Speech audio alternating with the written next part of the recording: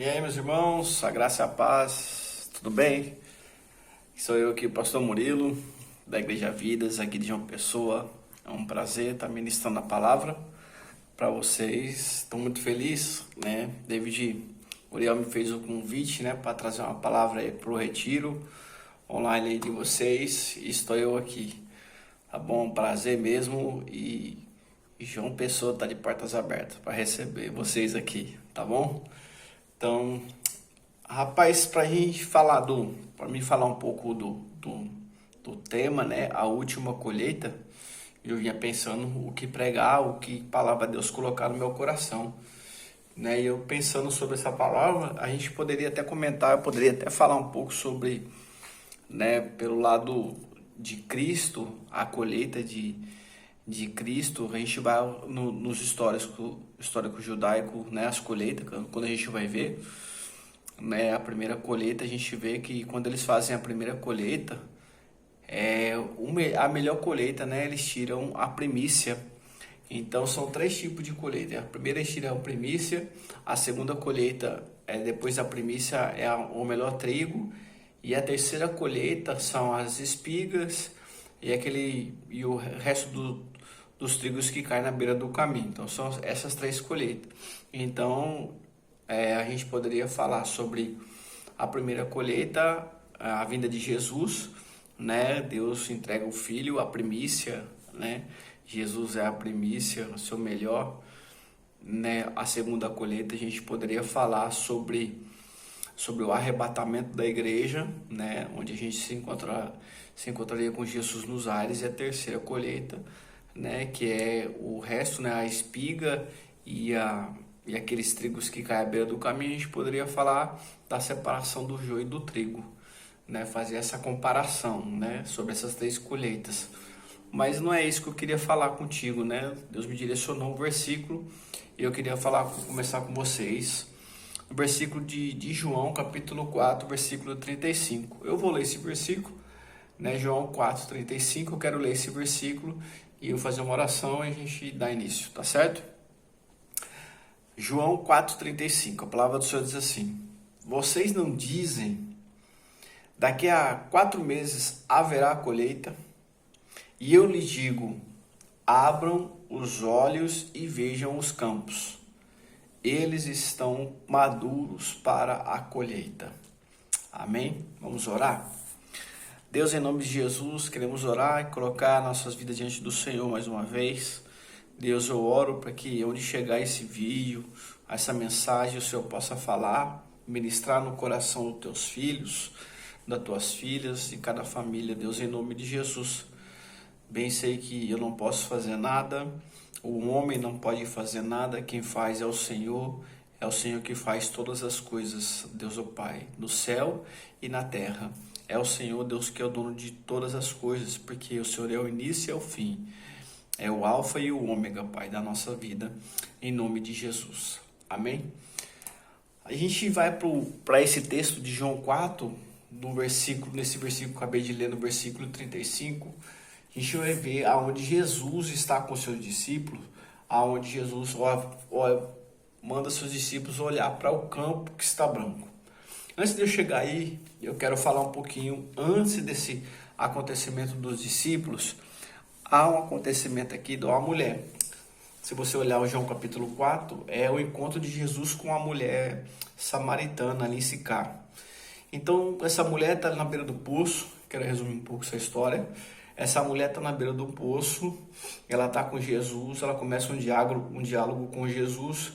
Então, eles vão falar de água, ela vai falar de adoração e vai falar sobre os maridos, né, o confronto dela, e dali ela sai e vai para a aldeia chamar o povo para vir Jesus. Então são esses pontos dessa conversa, né? E eu queria falar um pouco dessa conversa, trazer algo para sua vida aqui nesse momento sobre essa conversa, até chegar nos campos brancos, tá bom? Ou seja, Jesus está com essa mulher, com a mulher samaritana, e eu acho lindo trabalhar de Jesus para o povo samaritano, né? Com o povo samaritano, né? Sempre usando até o povo samaritano para fazer os milagres, né? Em si, os milagres acontecerem e o nome de Jesus ser glorificado através da cura no meio do povo samaritano. Para mim impactar os judeus, né, que se achavam aqueles que, né, eram o bam da história judaica, né, no tempo de Cristo. Enfim, essa mulher, ela tem um diálogo com Jesus e ela recebe a palavra de Jesus. Ela recebe essa palavra. Por que recebe essa palavra? A gente vai ver que ela sai do lugar que ela está e vai até a aldeia, né? Então, poderia falar o primeiro ponto: sejamos bons receptores. Sejamos bons receptores. Sejamos bons em ouvir a palavra de Jesus. Não somente ouvinte, a Bíblia vai dizer, mas também praticantes dela, praticantes da palavra. Ou seja, temos que orar e buscar a Deus para que quando Jesus ministrar a palavra, quando Jesus falar conosco, no nosso secreto, aonde a gente estiver, no nosso trabalho, aonde a gente andar, temos que entender que Jesus anda com a gente, que o Espírito Santo está com a gente, na verdade, em todo lugar, e Ele pode usar a nossa vida em qualquer momento, em qualquer situação, tá certo? Para ministrar algo no nosso coração, para ministrar algo em nós e através de nós para o outro, né? Eu quero chegar, eu estava até pensando, né, a última colheita, que é o tema, né, do congresso, e eu pensando nesse ponto que eu falei agora, no ponto de Jesus ministrar e nós alcançarmos o outro, né? A última colheita, eu quero falar desse tempo que a gente está falando, vivendo, e o nosso compromisso com o reino, de viver esse momento e ser útil nesse momento. Ouvir a palavra nesse momento que nós estamos vivendo e ser útil nesse momento. Quero dizer para você, você é útil. Você é útil para o reino. Você é útil para o Senhor. Amém? Você é útil. Diga assim comigo: eu sou útil para o reino. Você é útil para o reino. Você é precioso. Você pode fazer grandes coisas. Grandes coisas. E para começar nesse primeiro ponto de receber, né, a palavra, ser um receptor, um bom receptor dessa palavra, eu quero dizer algo para a sua vida. Se você recebe a palavra, você tem duas opções de viver ela. Você pode viver uma vida normal ou uma vida no sobrenatural. Você tem essa escolha hoje de viver uma vida normal, pode ser salvo, e viver uma vida sobrenatural e ser salvo ou não. Não sei. Né? Ou não. Então, né, questão de salvação não é por obras, né? Mas é através da graça, através de Jesus. Agora, voltando para normal e sobrenatural, é você que decide viver numa cadeira, viver sentado ou viver no sobrenatural.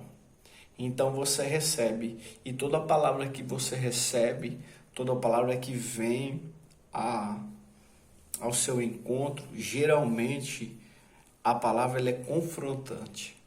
A gente vai ver que Jesus confronta essa mulher samaritana. A gente vai ver que Jesus olha para ela, né, e manda chamar o marido. Ela fala que ela não tem marido. Jesus dissesse bem, até o que tem não é seu, né? Se tivesse 4 ou 5 maridos, mas o que tem também não é seu. Aí Jesus confronta ela. Eu quero dizer algo da parte de Deus para sua vida e que eu tenho recebido também para a minha vida. Toda palavra, se você puder anotar, anote isso. Toda palavra de confronto vem para nos alinhar ao céu. Toda palavra de confronto vem para nos alinhar a Deus, né? A viver conectado a Deus. Todo confronto é para isso, para passar o prumo na nossa vida, para nos aprumar ao reino, para que a gente viva uma vida na vertical, não na horizontal. Nosso primeiro viver em Cristo é na vertical. Nós temos que viver ligado ao céu. O horizontal é a consequência daquilo que a gente ouve do alto, a gente transmite ao outro, né? A outra pessoa. Então receba o confronto da palavra, receba quando Deus tiver que puxar a nossa orelha, nós temos que receber essa palavra, nós temos que entender a palavra.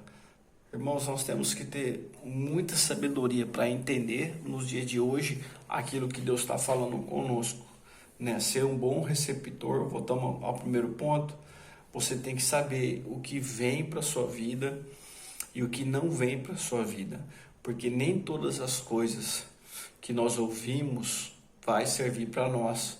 Eu posso estar ministrando aqui 30 minutos para a sua vida, que é o que eu quero ministrar, para não tomar o seu tempo, mas nem tudo que eu vou falar vai servir para você.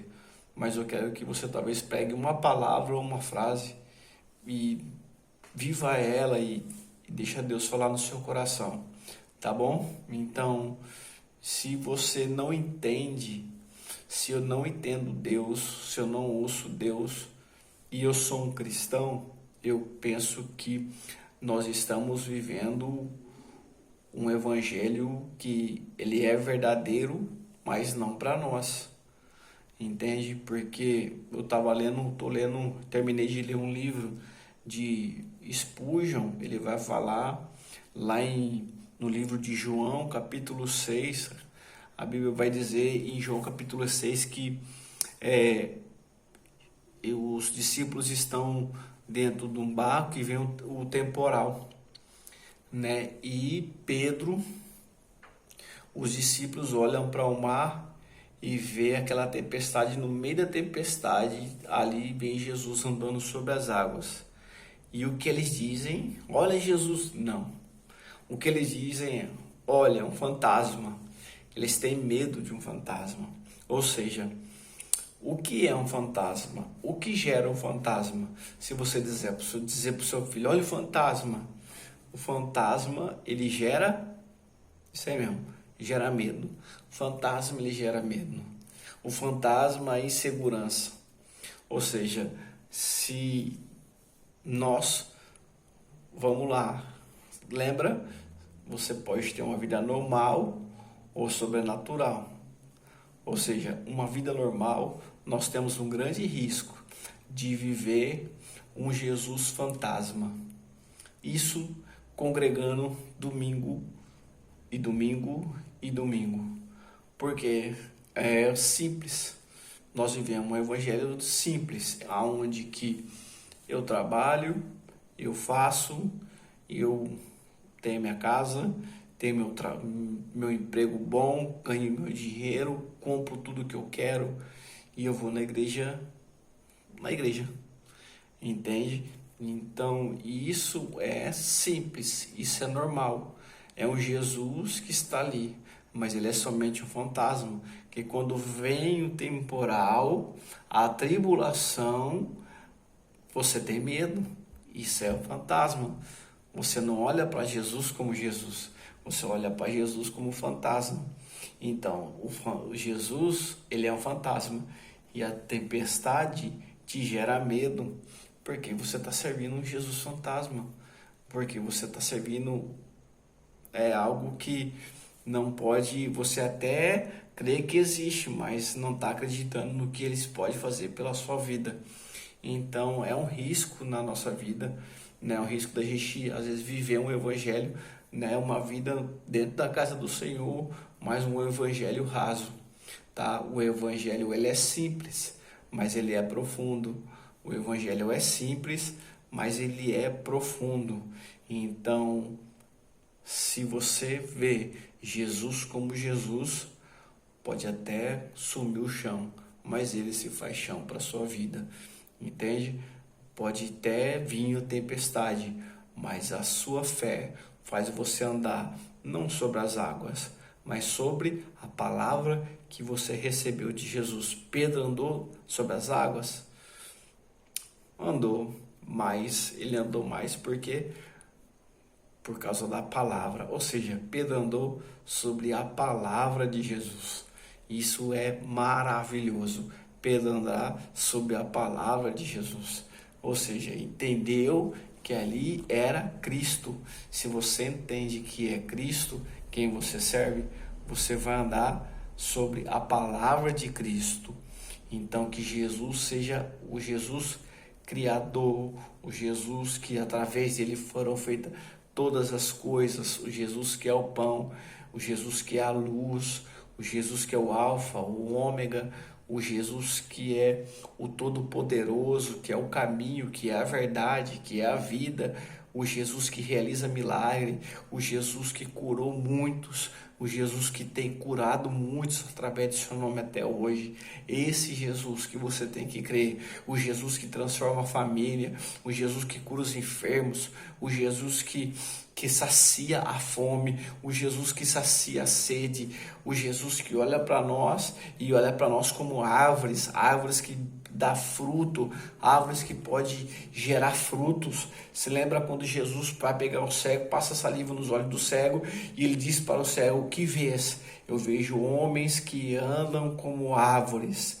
Não é que Jesus errou a porção do milagre, é que Jesus ultrapassou aquele momento, o milagre dele. Jesus colocou uma unção dobrada, talvez em cima dos olhos daquele homem, e aquele homem começou a ver homens como árvores. Aquele homem começou a ver, como diz Salmo 1, árvores plantadas à beira do ribeiro.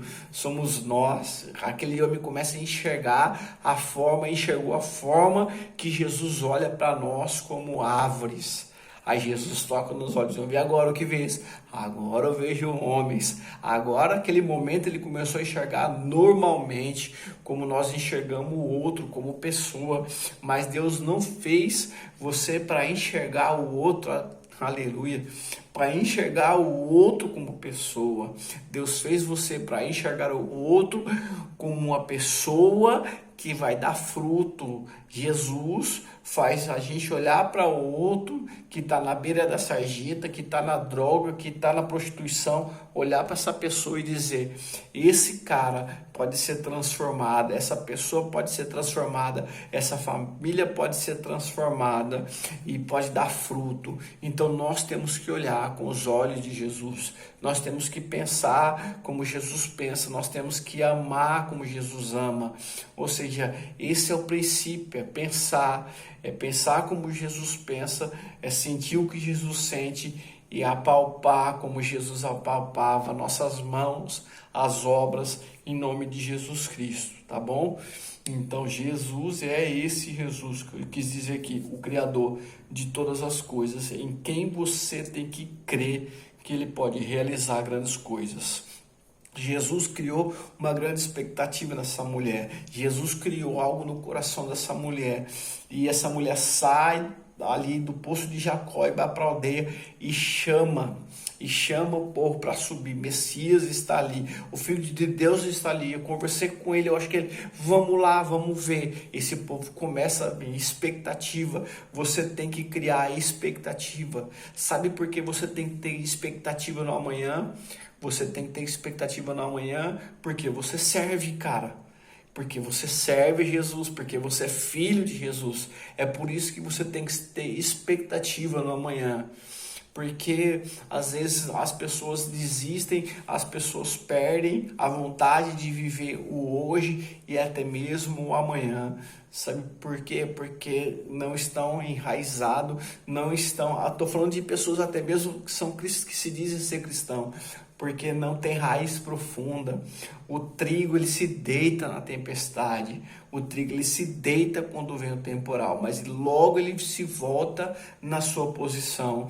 Ou seja, nós que estamos com raiz em Cristo, a tempestade vem, mas nós temos que nos colocar de pé e ter expectativa no que Deus vai fazer amanhã. Expectativa, quer ter expectativa no que Deus vai fazer amanhã? Viva o hoje com o maior prazer, viva o hoje com intensidade com Cristo, resolva o seu ontem, resolva o seu passado para viver bem no seu presente e dar fruto no seu futuro. Então resolva-se, resolva o passado, viva bem hoje e dê fruto amanhã, tenha expectativa no amanhã. Você se encontrou com Jesus, você se encontrou com Cristo, você tem se encontrado com Jesus, você tem recebido palavra, você tem recebido palavra do Senhor. Então é momento de você se colocar de pé, é momento de você se voltar o seu coração a Ele, ter expectativa naquilo que Ele vai realizar para você.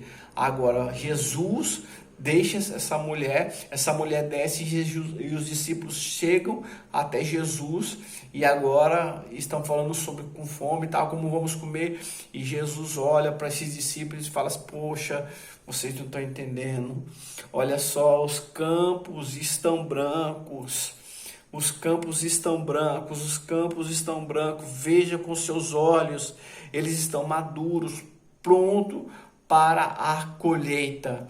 Cara, se você olhar, se você procurar hoje, saber sobre um pouco as vestes do judeu e do samaritano, eram que meio diferente. A veste de um judeu era meio colorida, a do samaritano branca. Eles tinham até mesmo as suas vestes diferentes. E agora esse cara é uma aldeia de Samaria e os samaritanos estão subindo tudo de branco. E Jesus está olhando. Jesus está olhando para aquele povo e dizendo para os discípulos, e olhando para mim, pastor Murilo, ele olha para os samaritanos vindo tudo de branco e diz para os discípulos, os campos estão brancos, estão prontos, os corações estão pronto para receber o que tem que receber. Eu quero dizer uma coisa, o que nós passamos, o que nós vivemos, essas quarentenas que nós vivemos, quantas pessoas, quantas famílias destruídas, quantas famílias quebradas, quantos filhos nas drogas, quanta separação. Olha só o que aconteceu no mundo. Nós fazemos parte hoje dessa história, que é essa pandemia que afetou o mundo todo, que afetou famílias todas. Nós estamos vivendo num contexto de muita separação, muita separação. Pessoas sim foram para Jesus através de lives, mas teve muita separação, milhares de separação. E o que nós, como filhos de Deus, vamos fazer? Quero dizer uma coisa, os campos estão prontos, os campos estão prontos. Nós temos que entender que, nós pastores, temos que entender que nós pregávamos, eu preguei, nós pregávamos no microfone e dizíamos, olha, a igreja não é esse templo, a igreja somos nós. Sim, a palavra igreja, o significado original da palavra igreja, quer dizer, tirados para fora. E essa pandemia fez a gente viver o que a gente pregava. Deus nos tirou de dentro das quatro paredes e nos levou para casa. E toda aquela família que adorava a Deus em casa, que expressava o amor a Deus em casa, essa família permaneceu firme na rocha. Essa casa que adorava ao Senhor, que tinha um firmamento na rocha, a tempestade veio e ela ficou firme. Mas aqueles que iam para a igreja e não tinha firmeza, a casa estava sobre a areia, não adorava a Deus em casa, se tornou tão difícil que não conseguiu suportar a tempestade, viver em quatro paredes, ficou muito difícil e essas casas caíram, essas casas, essas proteção, essas paredes caíram para muitos. A gente vê muitas famílias destruídas. E eu tenho aqui, João Pessoa, a gente sabemos, amigos próximos, casamentos que se acabaram. Então nós temos acompanhado, ou seja, Deus fez com que nós fôssemos para nossa casa e aqueles que adoravam, que nós entendemos que o primeiro culto não se começa, o nosso culto não é na igreja, nas quatro paredes, não é no templo, nosso culto começa em casa. nós temos que adorar a Deus na nossa casa. E que você, talvez você já ouviu isso, eu vou repetir, nós passamos um tempo em que nós entendemos e aprendemos a adorar com a nossa família, a adorar a Deus dentro do nosso lar, para que quando vir a tempestade, nós estejamos bem, em nome de Jesus. Então aprenda isso, e através disso tudo que aconteceu, através disso tudo que está acontecendo ainda, quantas pessoas não estão clamando a Cristo, clamando a Jesus, clamando por uma palavra, né? Muitas perguntas: quem é Deus? Por que Deus fez isso? Entende? E aonde essas pessoas vão encontrar a resposta? Cara, vão encontrar a resposta no outro, vão encontrar a resposta, sabe quem? Em mim e você, em nós, não em um bando de religioso, entende? O bom samaritano, o homem espancado, jogado à beira do caminho, passa um sumo sacerdote, o cara que ia oferecer sacrifício dentro do Santo do Santo, dentro do tabernáculo, um cara que ali talvez estava indo para o sacerdote, indo para o templo, para preparar um sacrifício, e vê o cara cair da beira do caminho. O ser humano que descia de Jerusalém, estava caído da beira do caminho, um ser humano. O sacerdote passa, aí outro ser humano vem, levita, olha o ser humano caído, o cara estava indo adorar, talvez no seu templo, cuidar do seu templo, eles cuidavam do templo também, e passa de largo. Mas vem lembra que eu disse no início? Jesus falando do samaritano, e cuida desse homem. Ou seja, o ser humano, ele cuida do outro, o ser humano, ele cuida do próximo. Se a nossa religião não gera vida no outro, não tem valor nenhum. Se a sua religião que você serve não gera vida no outro, a vida que está aqui não gera vida no outro, não serve de nada, entende? Quando dois seres humanos se encontram, tem que haver algo, tem que acontecer algo. Se um tem vida, o outro tem vida. Se eu tenho vida e você tem vida, nós temos Jesus, nós sentamos à mesa e nós se alegramos. Nós vamos falar de um Pai que não é seu e nem meu, mas um Pai que é nosso. E eu tenho vida e o outro não tem vida, então o meu papel é apresentar o Pai que eu sirvo a esse cara aqui, que talvez já conheceu esse Pai, mas está longe e ele tem que voltar. E falar em voltar, e eu tenho para te dizer, quero te dizer algo, falando em voltar, eu quero dizer algo, porque Jesus te chamou um dia e você conheceu esse Pai. Se você não conhece, hoje é dia de você conhecer esse Pai. Sabe por quê? A partir do momento em que você dobra o seu joelho, você aceita a Jesus Cristo como o Senhor e Salvador da sua vida, você já faz parte de um ministério. E eu quero dizer qual é o ministério. Sabe qual é o ministério? 2 Coríntios, capítulo 5, versículo 18, vai dizer que nós fazemos parte do ministério da reconciliação. Então, nós fazemos parte do ministério da reconciliação. Entende? Eu quero te dizer, você que tem o Pai, vai fazer com que esse que conheceu ou não, se reconciliar com o seu Pai. Se reconciliar com o Pai. Então, Jesus vai estar te falando para você, os campos estão brancos, a colheita está aí, talvez a última colheita é esse tempo, a vinda de Jesus está próxima, e nós vamos participar da última colheita, entende? Nós vamos participar agora desse momento. Então, você faz parte dessa geração, dessa geração que Jesus quer usar você para trazer vida ao outro, ser o ser humano, aquele que sente o que o outro pode sentir, que isso é compaixão. Nós já estudamos sobre isso, você já ouviu também sobre isso. Então, esse é o momento de nós, de você reconciliar o pai a Deus, a mãe a Deus, a família a Deus, o perdido a Deus, o drogado a Deus, o macumbeiro a Deus, qualquer outra pessoa a Deus, ao Senhor Jesus. Então, Jesus Cristo quer te usar para isso, para reconciliar o outro ao Senhor. Ao Senhor, em nome de Jesus Cristo. Deus te chamou para isso. Deus te chamou para esse tempo, para ser testemunha dele, em nome de Jesus. Como, pastor? Talvez você pode me perguntar, pastor, mas como fazer isso? Abra sua boca, velho. Abra sua boca. Você tem que ouvir Deus, você tem que buscar Deus, sentir Deus na sua vida. Somente abra sua boca. Moisés era pesado de língua. Ele começou a abrir a sua boca e Deus começou a falar através dele. E se não era através dele, era através do outro. Carão que estava do seu lado. Então, cara, abra sua boca. Eu quero dar um testemunho de que esse tempo de pandemia, Deus fez grandes coisas através na minha vida e através da minha vida. Entende?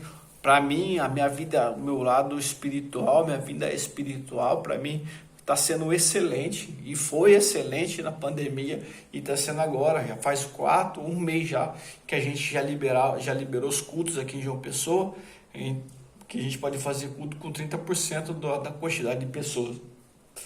Então, mas quando não estava tendo culto, estava tendo live. E eu estou numa pegada de ler, eu estou numa pegada de buscar o Senhor. E para mim está muito massa.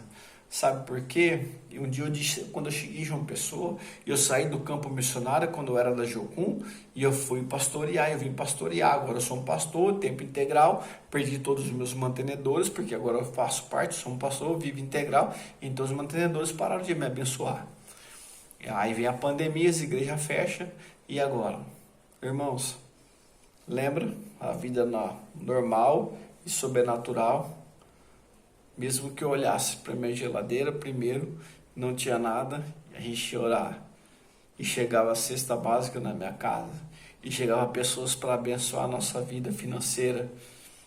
E isso tem acontecido, porque Deus falou comigo. Você é pastor, mas eu não paro.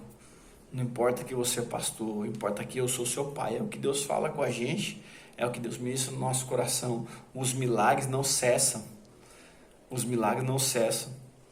David conheceu o pastor Doris e, cara, Doris, missionário da Jocum, Deus mandou entregar uma bicicleta que eu tinha para fazer visita aqui no Valentina e pedalar por aqui. E eu doei a bicicleta para a filha dele, eu abençoei a bicicleta para a filha dele. Na outra semana o cara me liga, me abençoou num carro. Peguei esse carro, troquei no outro carro sem dinheiro nenhum.